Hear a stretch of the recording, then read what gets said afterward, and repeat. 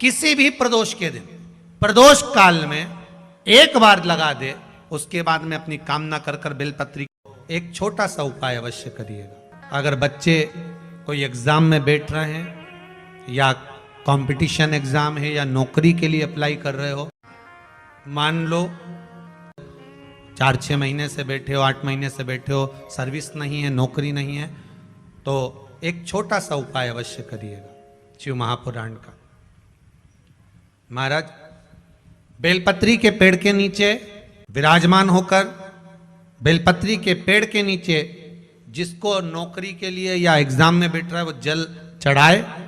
बेलपत्री के पेड़ के नीचे थोड़ा सा दूध चढ़ाए, फिर जल चढ़ाए और अपने राइट भाग में घी का दिया और अपने लेफ्ट भाग में तेल का दिया। किसी भी प्रदोष के दिन, प्रदोष काल में एक बार लगा दे, उसके बाद में अपनी कामना कर कर बेलपत्री के पेड़ के नीचे धोख लगाकर प्रणाम कर कर आ जाए और चले जाए इंटरव्यू के लिए, बाबा उत्तीर्ण करा ही देगा, नौकरी दिलाए। जिस दिन रविवार की प्रदोष पड़े उस दिन एक लाल वस्त्र में पीली सरसों रखकर और उसके अंतर्गत कुछ भी एक, या तो बमूल का कांटा ना मिले तो गुलाब का कांटा ही उसके अंतर्गत रख लीजिए। और मान लो कोई काम ऐसा है कि उसमें पैसा तुम्हारा आ ही नहीं रहा, बहुत घाटे पर घाटा जा रहा है, नुकसान बहुत हो रहा है और कोई काम हो ही नहीं रहा, तो महाराज जिस दिन रविवार की प्रदोष पड़े उस दिन एक लाल वस्त्र में पीली सरसों रखकर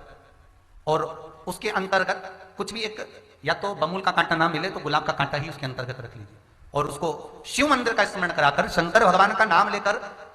रू भैरव, कौन सा भैरव है उसकी भी कथा भी आने वाली है। ये दारुक नाम के राक्षस का संहार करने के लिए जब माता अवतार लेगी तब शंकर भगवान बच्चे का रूप रखकर रोएंगे, तो शिव जी का एक नाम होगा रू भैरव। ये भैरव कहां पर रहता है तो कहा ये शमशान में रहता है। कहां रहता है ये भैरव? शंकर का जो एक अवतार है रू भैरव, ये भैरव अवतार शमशान में रहता है।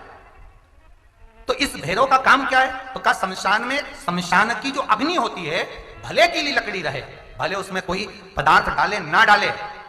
थोड़ी देर में वो अग्नि रू आवाज, हल्की सी शमशान की जो अग्नि जलती है उसमें एक आवाज आती है। आप वैसे कोई अग्नि जलाएंगे ना उसमें आवाज नहीं आएगी, ध्यान देना। हमारे शमशान में अगर जो लोग गए होंगे मुर्दा जलाने के लिए, तो अगर वो एकांत में बैठेंगे तो उसमें से एक आवाज आती है रू रू। तो शिव पुराण कह रही है कि उस सरसों को, कांटे को रू भैरव का नाम लेकर जिस व्यापार जो नहीं चल रहा है, दुकान जो नहीं चल रही है, उस दुकान के सामने, उस व्यापार के सम्मुख में उसको जला दिया जाता है। यह करा जाता है रवि प्रदोष के दिन। महाराज कौन से प्रदोष? रवि प्रदोष के, जो सुख का भान कराती है, व्यापार की उन्नति के लिए, समृद्धि के लिए, लक्ष्मी के लिए इसका प्रयोग किया जाता है। तो यहां पर दारुक नाम का जो असुर है, दारुक नाम का जो राक्षस है, उसका एक ही कहना है कि मैं मरूं, मना नहीं है ब्रह्मदेव पर, वो मरने का। नंदी का एक पांव जो ऊपर होता है, आप लोग दर्शन करे होंगे शंकर जी के मंदिर में नंदी के, तो नंदी का एक पांव उठा हुआ होता है, एक पांव नीचा की ओर होता है। हड्डी से जुड़ा हुआ रोग, नेत्रों से जुड़ा हुआ, मस्तिष्क से जुड़ा हुआ कोई रोग रहता है तो एक नीले कलर का फूल आता है हमारा, उस फूल में हल्दी डालकर गुरुवार का प्रदोष पड़ने पर जो नंदी के पांव के पास समर्पित कर देता है महाराज, उसका रोग धीरे धीरे समाप्त होने लगता है। लिंग पुराण कहती है कि नंदीश्वर भगवान के सामने जो पुष्प समर्पित करा जाता है उसको, ये तो लिखा था स्कंद पुराण और शिव पुराण, लिंग पुराण कहती है जो फूल आपने समर्पित करा उसको लाकर पानी की बाल्टी में डालकर आप स्नान भी कर सकते हो, उससे भी हड्डी के जितने रोग होते हैं उसमें आराम लगने लगता है। जैसे कहीं शरीर नहीं चल रहा, हाथ झुन्न पड़ रहा है, हाथ काम नहीं कर रहा, हाथ में झुंझुनी आ रही है, कंपन आ रहा है, जैसे मान लो कोई काम, चाहे वो शनिचरी प्रदोष हो, चाहे रविवार की हो, सोमवार की हो, मंगल की हो, बुधवार की हो, गुरुवार की हो, शुक्रवार की हो, शनिवार की हो, कोई भी वार की हो, प्रदोष, प्रदोष काल में शाम का समय सूर्य डूब रहा हो, बस डूबा ही हो, और उस समय पर केवल 3 दिन ऐसे रहेंगे, 3 बार ऐसे रहेंगे, 3 तिथियां ऐसी रहेंगी, 3 समय ऐसा रहेगा जिस समय पर तेरे द्वारा निर्मित शूल को भी शिव धारण करेगा और जगत का कल्याण करेगा। 3 दिन, 3 तिथियां, 3 बार, 3 नक्षत्र, 3 घड़ी, 3 पल,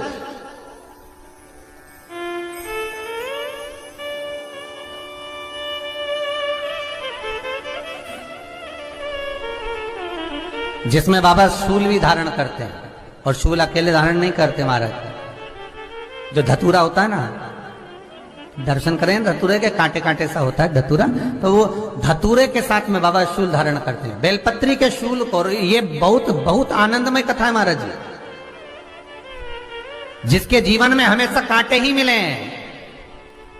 बेटी बड़ी हुई तो घर में मायके में दुख देखा, और मायके से गई ससुराल में तो ससुराल में दुख देखा। ससुराल में भी दुख देखने के बाद में भी पति को बहुत कुछ काम खुलवाया, बहुत धंधे खुलवाए, नौकरी लगवाई, पर वो पति बार बार छोड़ कर आ गया, बार बार तकलीफ भोग रहा है, बार बार कष्ट भोग रहा है।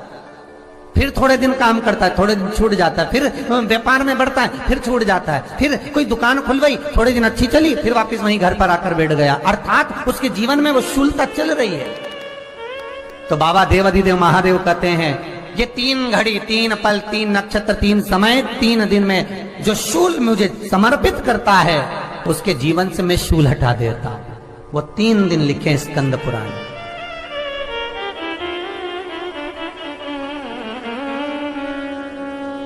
महाराज बैसाख महीने में जो प्रदोष आती है, बैसाख के महीने में बहुत ध्यान से सुनना भाई, जो अपनी जिंदगी से बहुत तंग आ गए हो, परेशान हो गए हो, कष्टमय जीवन जी रहे हो, बहुत दुखी हो गए हो, उनके लिए ये स्कंद पुराण का चरित्र फिर मिले ना मिले, आप प्रेम से सुन लो भाव से। पहला, चाहे वो शनिचरी प्रदोष हो, चाहे रविवार की हो, सोमवार की हो, मंगल की हो, बुधवार की हो, गुरुवार की हो, शुक्रवार की हो, शनिवार की हो, कोई भी वार की हो, प्रदोष काल में शाम का समय सूर्य डूब रहा हो, बस डूबा ही हो, और उस समय पर सूर्य के डूबन के तुरंत बाद बाबा को धतूरे के साथ में बेलपत्री ना चढ़ाते हुए बेलपत्री के वृक्ष के 7 कांटे बाबा के शिवलिंग पर समर्पित करे जाते हैं महाराज, अपनी जिंदगी में अड़चनों को हटाने के लिए। फिर आप जिस व्यापार में उतरे, जिस व्यवसाय में उतरे, जिस नौकरी में उतरे, आप दिल से करें, आपको तरक्की मिलेगी। आप हार नहीं सकते, नीचे नहीं आ सकते, उन्नति पर ही चढ़ेंगे। एक वैशाख मास की प्रदोष, दूसरा शिवरात्रि के दिन मध्याह्न का समय महाराज, जो बड़ी शिवरात्रि होती है माघ की, बड़ी शिवरात्रि के अंतर्गत मध्याह्न का समय, दोपहर के ठीक 12 बजे, चाहे फिर वो कोई भी दिन हो हमारा, शिवरात्रि जिस दिन पड़ रही हो,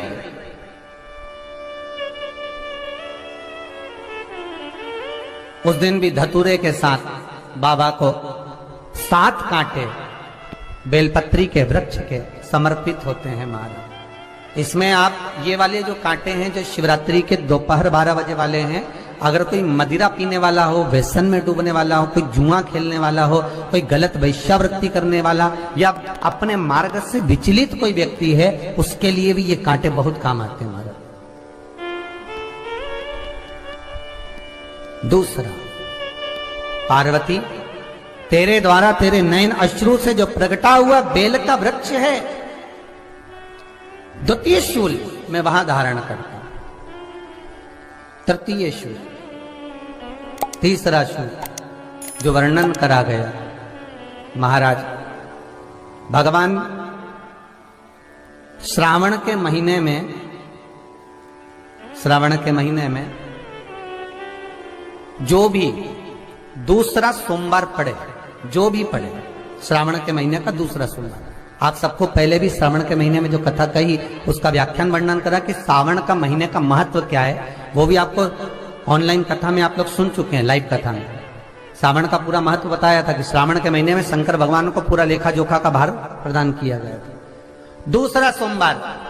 श्रावण के महीने का जो दूसरा सोमवार होता है, उस दूसरे सोमवार में रात्रि के समय पर,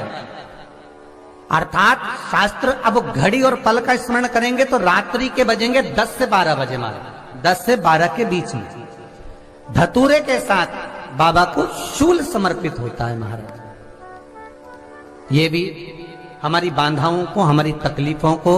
व्यापार व्यवसाय के लिए, नौकरी सर्विस के लिए, बहुत सारे एग्जाम में आप बैठ लिए, गवर्नमेंट एग्जाम के लिए बैठ लिए, नहीं हो रहा, ये 3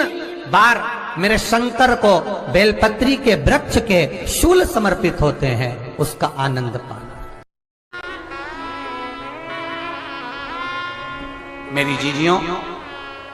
दो चीजें बड़ा स्मरण में रखिएगा। एक, बैसाख महीने में मट्टी के पात्र का जल। अभी क्या चल रहा है? फागुन। अभी क्या चल रहा है? फागुन। जब बैसाख का महीना आए ना,